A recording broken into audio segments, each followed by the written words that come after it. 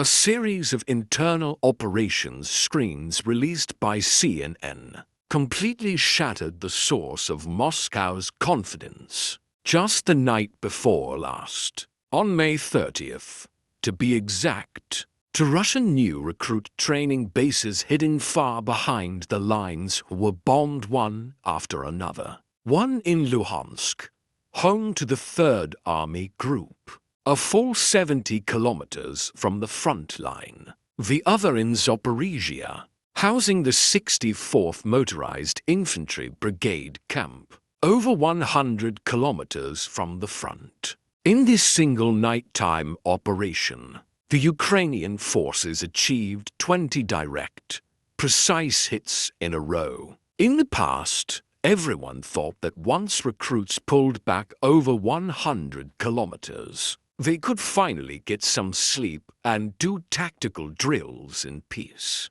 But after this round of bombing, the new recruits barely had time to handle their rifles and ended up being taken out while they slept. American media revealed the details. This wasn't some ace pilot showing off this time, but the Ukrainian army using an AI combat system called PRISM.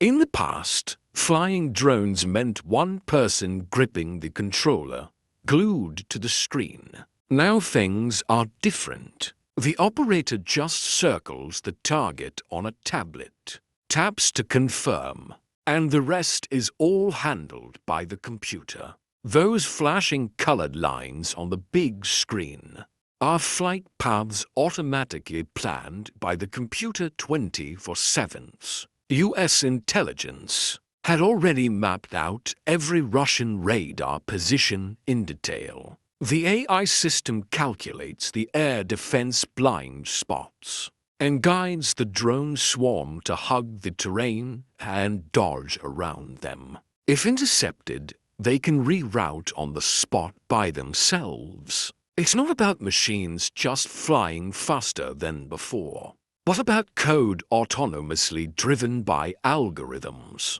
It's like pounding a heavily bureaucratic military system into the ground. Just think about Russia's current defense process. A radar operator spots a suspicious blip, picks up the phone to call higher-ups. The company commander reports to the battalion commander. Then the battalion commander asks for permission to open fire.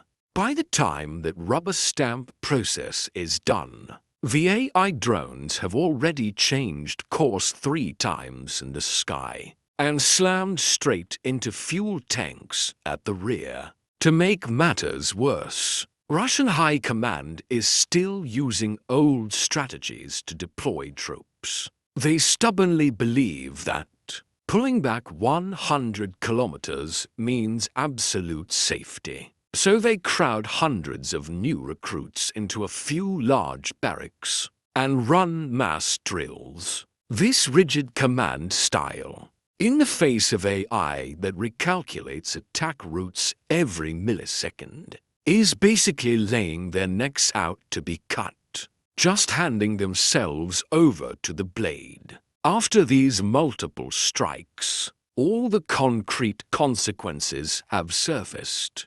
Fuel depots have gone up in flames. Rail lines have been forced to a halt. Fuel and ammunition can't get to the rear, so the armored vehicles at the front just sit stuck in the mud like useless hulks. Even more desperately, the idea of a safe rear area is dead for good now, as long as you're within 200 kilometers of the defensive line. No matter if you're eating, using the bathroom, or sleeping, a swarm of explosive-laden drones could drop from above at any moment. There's not a single safe corner to catch your breath. While Moscow's commanders are still tracing defensive lines on paper maps with red and blue pencils, the AI has already turned barracks hundreds of kilometers away into one-sided shooting galleries.